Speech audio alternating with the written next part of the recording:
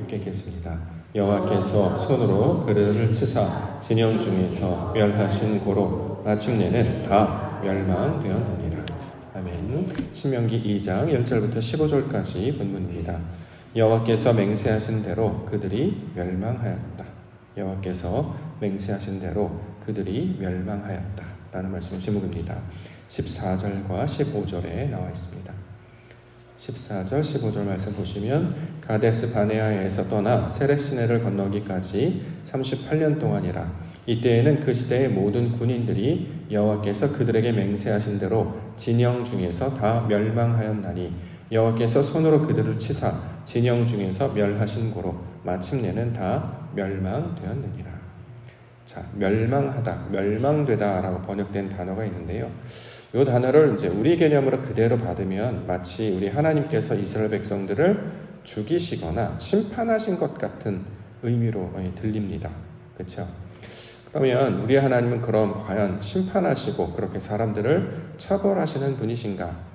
우리가 알고 있는 하나님은 그런 분이 아니시단 말이죠. 그렇기 때문에 이 멸망하다 또는 멸망되다라는 말로 번역된 단어가 원어로 살펴볼 필요가 있는데 원어로도 그러한 용례가 드러나는 그런 뜻을 가진 단어가 사용됐는지를 확인해 볼 필요가 있습니다. 그래서 히브리 원문을 살펴보니까 이 멸망하다, 멸망되다라고 번역된 단어의 히브리 단어는 타맘이라는 단어를 사용하고 있습니다. 타맘, 타밈 이렇게 사용을 하는데요. 이 단어는 언제 쓰이는 거냐면 레위기에서 제물들을 거룩하게 할 때 흠도 없고 점도 없는 거룩함으로 만드는 것을 가리킬 때 이걸 이제 타밈 또는 타맘이라고 이야기합니다. 따라서 이 타맘의 원래적인 의미는 거룩하게 하다 이런 의미를 가지고 있습니다. 그러면 이 단어를 지금 우리 군인들을 멸망하다라는 단어로 사용하고 있기 때문에 여기서 멸망하다는 단어는 그들을 죽이거나 처벌했다라는 의도라기보다 하나님이 원래 의도하신 대로 그들을 거룩하게 하시고 완성시키셨다라는 의도로 받을 필요가 있다라는 것이죠. 육체적 죽음으로 그들을 실제로 역사적 관점으로는 뭐 그렇게 하실 수도 있다라고 생각하지만 우리가 지금 추구하는 것은 사람의 일로 받는 것이 아니라 그 이면 가운데 내포되어 있는 하나님의 의도를 살피는 것이기 때문에 왜 이러한 이야기를 우리 가운데 들려주고 있는가? 그때 사용됐던 이 역사, 인물 배경이 과연 어떤 의미를 가지는가를 우리가 놓치지 말고 기억을 해야 할 것입니다. 자, 그렇기 때문에 본문에서 하나님께서 맹세하신 대로 그들을 멸망하였다라고 하는 것은 제거하거나 죽였다라기보다 그들이 원래 애굽에서 가지고 있었던 옛습관, 성품들이 남아져 있었죠. 원망, 불평, 저주, 비난 같은 것들. 그런데 하나님께서 그것을 진영 가운데 만지셔서, 고치셔서 그들을 온전하게 하시고 완전하게 하시고 거룩하게 하셨다라는 의미로 우리가 이 해석들을 우리가 해석으로 받고자 합니다. 실제로 우리 하나님은 언제나 동일하신 분이시잖아요. 자, 그러면 하나님께서 그들을 온전하게 만드셨다, 완성시키셨다라는 말이 언제 나오느냐? 창세기 1장의 7째 날에 나오잖아요. 모든 사역을 마치시고 끝마치심에 그가 안식하셨다. 자, 이걸 이제 7째 날의 사역으로 우리 가운데 보여주고 있죠. 그래서 이스라엘 백성들은 이제 옛 성품에 여전히 머물러 있는 그런 상태가 아니라 완전히 하나님의 상태로, 하나님의 사람들로 변화되어서 새 사람이 되었다라는 말씀의 의도로 우리가 이 말씀을 받고자 합니다. 실제로 이 하나님께서 맹세하신 대로, 여호와께서 맹세하신 대로 그들이 멸망하였다라고 이야기를 하고 있는데 여호와께서 맹세하신다라고 할 때 이 맹세도 7째 날과 같은 단어로 사용하고 있죠. 자, 하나님의 맹세, 다짐하고 결심하여서 무언가를 해내겠다고 하는 의지가 담긴 말인데 그 의지의 내용이 무엇이었냐면 하나님께서 사람들을 부르시고 그를 거룩하게 하셔서 하나님의 형상을 닮은 자로 완성시키시겠다. 자, 착한 일을 시작하신 이가 그리스도 예수 날까지 확신하노라 라고 했던 사도 바울의 고백처럼 하나님의 일을 온전히 이루셨다라는 말씀으로 이 본문의 말씀을 우리 함께 받을 수 있어야 할 것입니다. 자, 우리가 연약하지요. 하나님을 다 알지도 못하고 늘 실수가 많고 넘어질 때도 있고 낙심할 때도 있고 때로는 절망하기도 하고 화를 내기도 하고 때로는 부르짖기도 합니다. 근데 이 모든 과정을 통해서 그러다가 끝나면 참 헛된 일이 되겠죠. 중간에 끝난다고 하면 목표에 도달하지 못하고 목적지에 도달하지 못하고 중간에 경기가 끝나거나 차가 멈춰선다거나 올라가지 못한다거나 그러면 참 무익한 일이 되지 않겠습니까? 그런데 하나님께서 저와 여러분들을 부르셔서 시작하셨다면 끝까지 이루시겠다라는 말씀을 이 본문의 내용을 통해서 설명하고 있습니다. 우리를 거듭나게 하시고 우리를 거룩하게 하셔서 마침내 하나님이 기뻐하시는 온전한 하나님의 백성으로 만드시는 이야기. 그래서 이것을 탐함이라는 단어로 사용하고 있습니다. 그러므로 제가 이제 가끔씩 원어에 대한 설명을 하는 이유가, 그리고 그렇게 이해를 하면 번역이 살짝 달라지거든요. 아시다시피 번역이라고 하는 것은 사람들이 한 일이고, 이 사람들이 번역할 때 처음 시작해서 물론 시작자들로 시작했겠습니다만 이게 오다 보니까 완전한 우리 제품은 이제 받을 수가 없단 말이죠. 실제로 많은 부분들, 그러니까 성경 그 자체는 흠이 없는 하나님의 말씀인 게 맞습니다. 다만 그것이 이제 전파하며 내려오는 가운데 조금씩 잘못 이해할 수 있는 방침으로 이제 번역을 하고 있는 경우가 많이 있다라는 지적도 받기 때문에 이것의 원래적인 의미를 찾고자 항상 언어를 살펴보는 것입니다. 우리가 실제로 외국 서적을 보거나 또는 어떤 원작자를 볼 때 그 의도의 목적이 조금씩 다른 걸 우리가 이제 찾을 수 있는 것처럼 성경도 그런 접근을 통해서 하나님의 원래 의도가 무엇인지를 우리가 다시 한번 살펴보는 시간으로 갖고 있습니다. 오늘 본문 여호와께서 맹세하신 대로 그들이 멸망하였다. 그러면 그들이 가지고 있는 옛사람, 그들이 가지고 있는 속성, 그들이 가지고 있던 인간적인 특징들을 하나님께서 다 제거하셔서 옛사람에게서 새사람으로 하나님께서 완성시키셨다. 이 약속의 말씀으로 오늘 본문 말씀을 받고자 합니다. 그러면 저와 여러분들이 이게 복음의 소식이 되겠죠. 그 아무것도 모르던 사람을 결국 하나님의 사람으로 만드시는구나. 그럼 우리들도 결국 하나님의 사람으로 만드시겠구나. 그래서 그 증거로 예수 그리스도를 보내셨고 그것을 돕게 하시기 위하여 성령의 약속을 하게 해주셔서 성령께서 우리를 도우실 것이고 우리 가운데 말씀을 보여줄 것이고 그것을 믿음으로 나아가는 자들이 될 때에 하나님의 온전한 거룩한 백성들이 되었을 줄 믿습니다. 이처럼 하나님의 뜻에 맞추어서 아버지 하나님의 사람으로 이 변화되는 자들을 하나의 이제 큰 그룹으로 뭐라고 통칭하냐면 성경은 군인이라고 묘사를 합니다. 우리가 생각하는 군인은 이제 솔저잖아요. 싸우는 사람이라는 개념으로 해서 이제 한데 군인의 이제 목적은 장비를 갖추고 싸움을 하는 모양을, 그래서 그 속성을 그대로 가지고 와서 하나님의 백성을 군인이라고 말한단 말이죠. 왜 그러냐면 하나님의 사람들인 이 무장한 사람도 내 생각과 하나님의 생각과 싸우려면 무기가 필요한데 우리에게는 무기가 없단 말이에요. 근데 성경에서 말하는 무기는 오직 말씀이다라고 얘기했는데 우리가 말씀이 없었어요. 그래서 말씀이 있는 자가 우리 가운데 말씀을 전해주시는 거죠. 모세를 통해서 건네주시고 예수님을 통해서 건네주시고, 그래서 우리가 말씀을 가지고 있는 상태가 된단 말이에요. 자, 이것을 이제 성경에서는 여자 또는 마리아라고 이제 묘사를 하는데, 그러한 가여서 말씀을 가지고 있어야 어떠한 상황이 나타났을 때 하나님의 것을 선택할 것이냐, 내 것을, 사람의 것을 선택하실 것이냐, 이 과정에 말씀이 있기 때문에 당연히 하나님 쪽으로 나아가게 된다. 이것을 우리 가운데 가르쳐주고 있는 것입니다.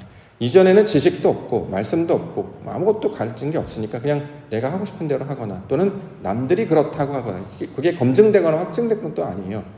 어쩌다 한두 번 일어난 일이 마치 진리처럼 이것이 맞아 했던 많은 말들이 있었습니다. 이제 더 이상 우리는 그런 소문이라든가 사람들의 소리, 또 세상에서 말하는 어떤 그들이 원하는 어떤 군중들의 여론, 이런 거에 따라가지 않고 하나님이 기뻐하시는 뜻을 따라가는 자들이 되는 것이 바로 하나님의 거룩한 백성들이 될 것이죠.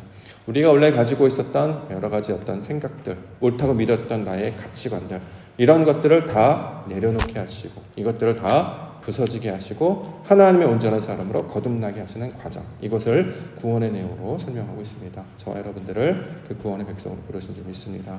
말씀에 붙잡혀서 하나님, 우리의 옛 것들이 다 제거되게 하옵소서. 옛사람은 죽고 새사람으로, 하나님의 사람으로 변화되게 하옵소서. 이렇게 소망하며 말씀 가운데로 살아가시는 성도님들 되시기를 원합니다. 몇 가지 개념만 보겠습니다. 3절, 북으로 나아가라. 너희가 이 산을 두루 다닌 지 오래니 돌이켜 북으로 나아가라. 이 방향사에 관한 내용을 한번 살펴본 적 있었죠. 동서남북, 동쪽, 서쪽, 북쪽, 남쪽. 우리는 이걸 이제 방향사로 봤지만 다 의미가 있는 말이에요. 그냥 주시는 말이 아니라 의도가 있는 말이었죠. 근데 그 중에서 이제 북쪽이라고 하는 것은 하나님의 임재를 상징하는 말이었다라고 우리가 이 말씀을 봤습니다. 그렇기 때문에 이제 북으로 나아간다라고 하는 것은 방향적인 어떤 묘사라기보다 하나님 앞으로 나아가라, 하나님의 임재가 있는 그곳으로 나아가라라고 이야기하죠. 그래서 그쪽에 보통 성전이 놓여 있는 경우가 많죠. 북쪽으로 나아갈 때 하나님의 임재가 있는 경우 나아갈 때. 우리 가운데 적용하면 북으로 나아가라 그러면 나침반 돌려서 이렇게 북쪽으로 가는 것이 아니라 교회, 예배 처소, 하나님의 말씀 앞 이런 것이 이제 북으로 나아가라라는 말씀이 될 것입니다. 세상 사람들은 그런 개념이 없으니까 북으로 나아가십시오 그러면 정말 북쪽을 찾아가지만 우리는 이제 의도를 안단 말이에요. 하나님의 의도가 그런 하나님의 말씀이 있는 곳, 하나님의 임재가 있는 곳을 나아가라는 뜻이구나. 그래서 이제 그것을 바라보게 된단 말이죠. 그러니까 생각도 그렇게 하지 않겠습니까? 북으로 나아가라 모양을 말하는 게 아니라 내 안에 그 안에 하나님의 임재가 있는 것 같이 이렇게 이것을 찾는 것을 이 북으로 나아가라는 말씀이 되고 있습니다. 하나님이 없이 말하는 것이 원망, 불평, 처주, 비난이었다면 우리는 거기에서 벗어나서 하나님과 함께 말을 한단 말이죠. 그러면 원망, 불평, 저주, 비난은 떠나가고 기쁨, 감사, 소망, 기도 같은 찬송 같은 것들을 고백하게 되기 때문에 이 하나님 임재로 나아가는 자들이 바로 하나님께서 완성시키시는 거룩한 자들의 모습이 될 것입니다. 그렇기 때문에 삶에 어려운 지경이 있을지라도 우리는 항상 어디로 나아가야 될지를 알고 있어요. 이 사람의 말을 들을까? 세상의 말을 들을까? 아니야. 하나님의 임재가 중요해. 그 가운데 말씀이 있는가? 생명이 있는가? 진리가 있는가? 더 나아가 아버지께서 기뻐하시는가? 이것을 살펴볼 때 우리가 온전한 자의 모습으로 나아가게 된다라는 것입니다. 양식을 먹고 물을 마시라. 6절과 7절. 너희는 돈으로 그들에게서 양식을 사서 먹고 돈으로 그들에게서 물을 사서 마시라. 내 하나님 여호와께서 내가 하는 모든 일에 내게 복을 주시고 내가 이 큰 광야에 두루 다님을 알고 내 하나님 여호와께서 이 40년 동안을 너와 함께 하셨으므로 내게 부족함이 없었느니라 하시기로. 그렇죠? 하나님께서 40년 동안 이스라엘 백성들을 돌보셨다라는 거잖아요. 부족함이 없다라는 것이죠. 그렇게 부족함이 없게 하시다가 맨 마지막에 그렇게 사람을 죽이느냐? 말이 안 맞잖아요. 앞에 개념과. 그러니까 여기 부족함이 없이 우리를 돌보셨다는 것은 완성시키고 온전하게 만드시고자 하는 하나님의 사람을 만드시고자 하는 하나님의 사역을 가리키는 말이었다라는 거죠. 다만 본문에 돈으로 양식을 사서 먹고 돈으로 그들에게 물을 사서 마신다라고 하면 또 이해가 안 돼요. 왜냐하면 그때 당시 돈이 있을까? 화폐라는 개념이 있을까?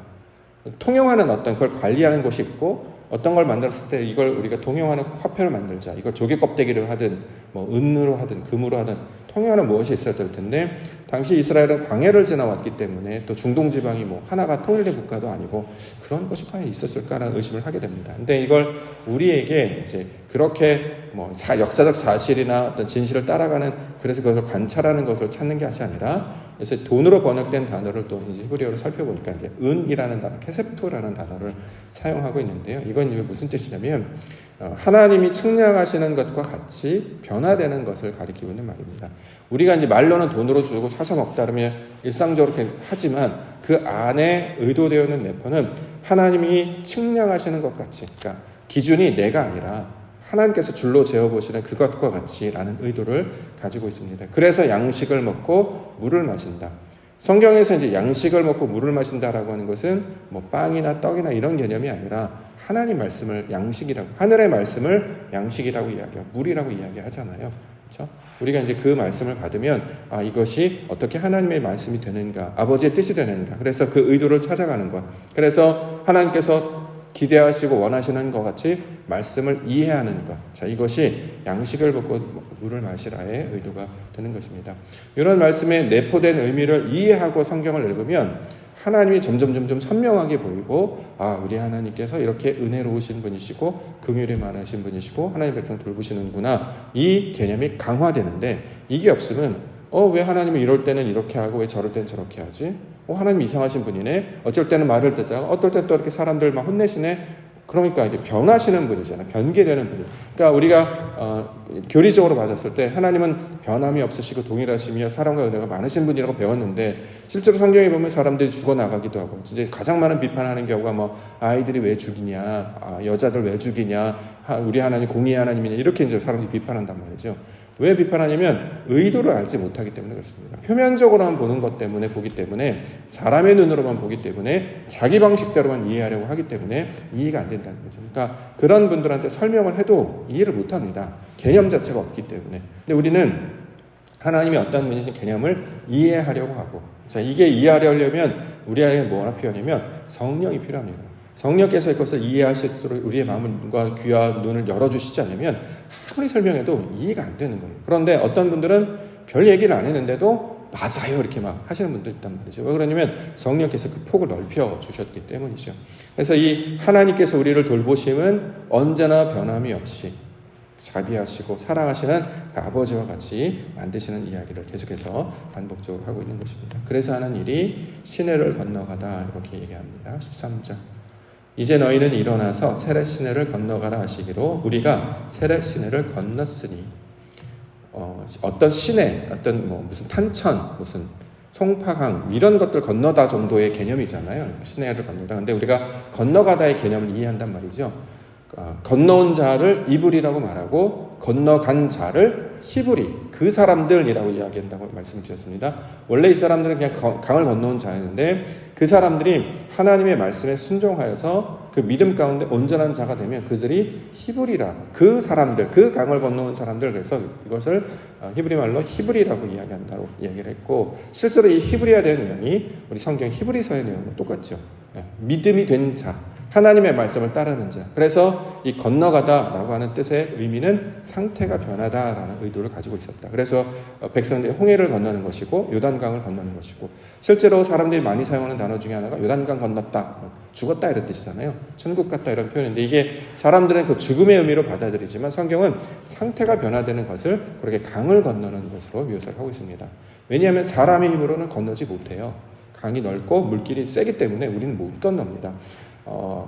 강이 열리거나 물이 멈추거나 그 두 가지 방법이 있어야 되는데, 그 일을 모세를 통해서, 그 다음에 언약궤를 통해서 우리 가운데 보여주셨죠. 놀랍게도 그 길을 건너는 방식이 하나님이 보내신 자의 말씀을 듣고 아버지께서 약속하신 그 말씀을 붙들 때에 강을 건너는 자로 나아가게 된다. 한 번도 믿음이 없던 자가 이제 말씀을 가지게 됐으므로 그 말씀을 따라 내가 의지를 가지고 힘을 얻어서 나아가게 된다라는 것입니다. 이처럼 하나님의 말씀, 한 번도 가보지 못했던 곳을 어떻게 갈 수 있었느냐? 우리 가운데 약속의 말씀을 증거로 주셨기 때문입니다. 그래서 우리가 오늘도 말씀을 받으려고 하는 이유가 이 말씀이 우리에게 능력이 되고 약속이 되기 때문이다라는 것이죠. 그 말씀을 붙들고 나아갈 때 우리는 변화되게 될 것입니다. 말씀을 듣고 반응하는 자로. 이 사람들을 하나님의 사람이라고 이야기하고, 그 하나님의 사람들이 건너가서 그 땅에서 뭘 하느냐? 하나님께서 역사하시고 돌보시는 그것들을 목격하는 증인들로 살아가게 되는 것이죠. 저와 여러분들을 동일한 모습으로 불러주신 줄 믿습니다. 맹세하신 대로 온전하게 하시고 완전하게 하시고 거룩하게 하시는 그 하나님의 온전한 사역을 오늘도 기대하시고 소망하심으로 하나님과 동행하며 나아가시는 우리 성도님들 되시기를 주님의 이름으로 간절히 축원합니다. 기도하겠습니다.